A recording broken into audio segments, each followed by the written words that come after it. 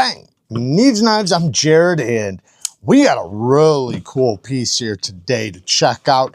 This is from a company that I've been really liking ever since the first model I got to try, which wasn't that long ago. This is a fairly new company called the Multiverse, which is one of the coolest slip joint style knives I've ever seen in my life. I freaking love this thing.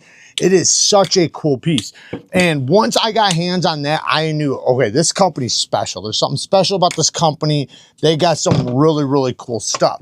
Now they came out with this FRAMELOCK.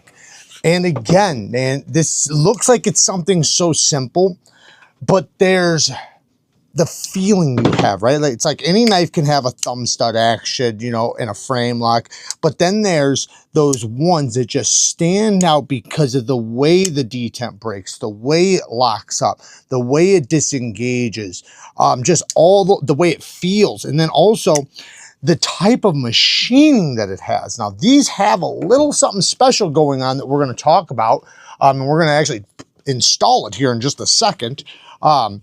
But first, I want to just take a look around it. We have S35VN, beautiful stonewash. And again, just like, you know, the other little details, the finishing work is always a big deal. I can tell after touching so many thousands and thousands and thousands of knives from all different companies, I can see and feel a finish that's high quality. One that took a little bit more work. Like, there's all different types of stone washes, but then there's certain stone washes. Now, this one has a satin swedge with a stone washed, finished hollow ground, deep hollow ground drop point blade. Very, very thin behind the edge. And it just has this elegance to it. I can tell it was a good quality stone wash. Then the handle has a bead blasted finish.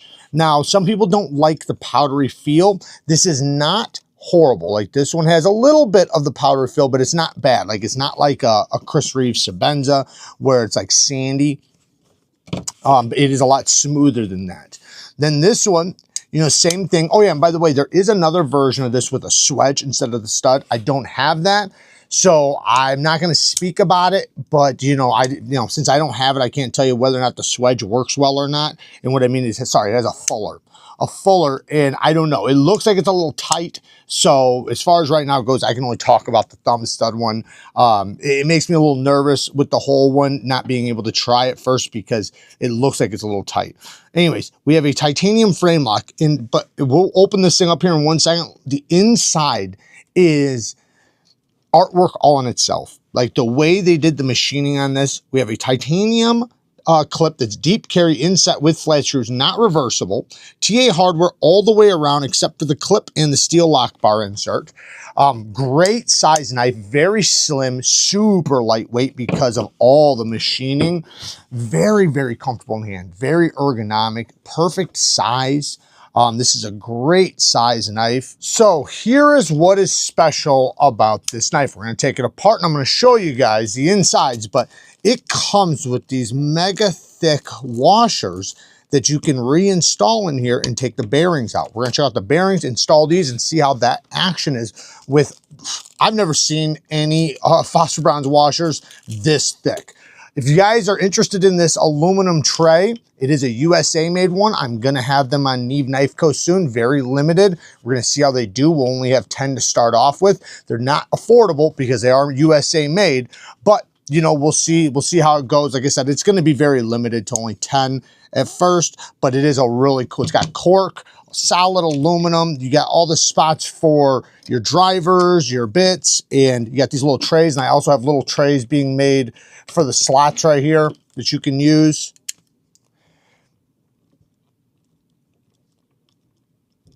Everybody always asks me about this driver. Somebody gave me this driver. It's a titanium driver, which I do appreciate because I do like it a lot.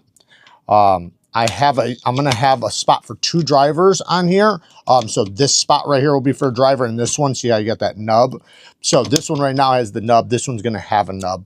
And then I think we're gonna take out this little slot right there because there's just not much room there. But I did have a tray that fit there that you could like put a multi-tool or something in. But anyways, let's see here. We got this side over here.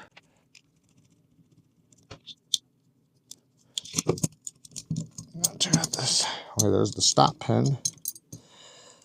All right, look at that. Really nice set of bearings. I love these plastic caged ceramic bearings. Some of my favorite.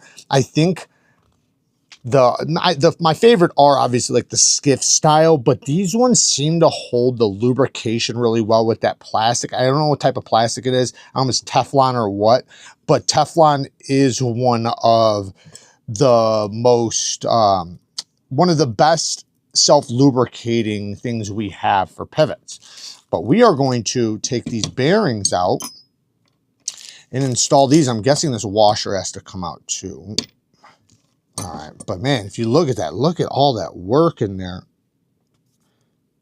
You can see the clip screws in there, the back spacer. They went all out on the machining on this 2025 era. So light. Nice D-shaped pivot. Wait, because we are using washers now, I'm going to use my Slick-A-Mall. This is from OCD for EDC. In my opinion, the best lubrication for washers. It even works on bearings, but it is really, really good. It's makes things super duper smooth.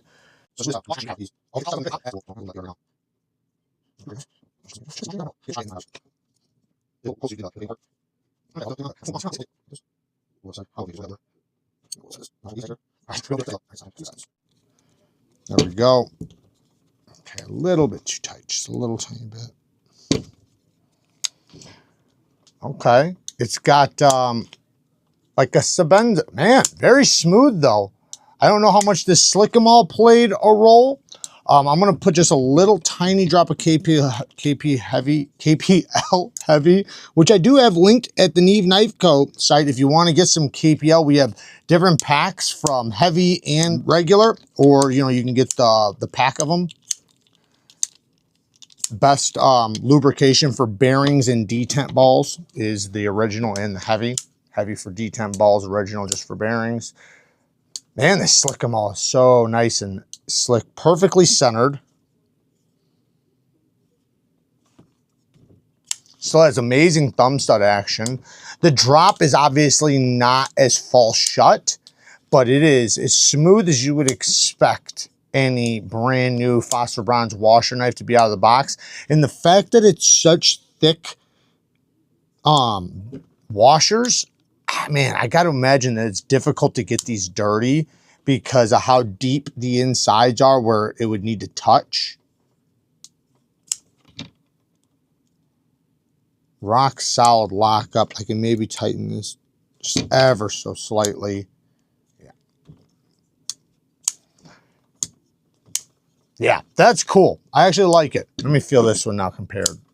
Yeah, I definitely like bearings more. I'll be honest. I'm just a bearing guy. But if you like washers, this has a very luxurious feel to it. So if you're the type that wants like a Sebenza type action, you might want to put these washers in. Otherwise, you know, not a big deal. The bearings are really badass.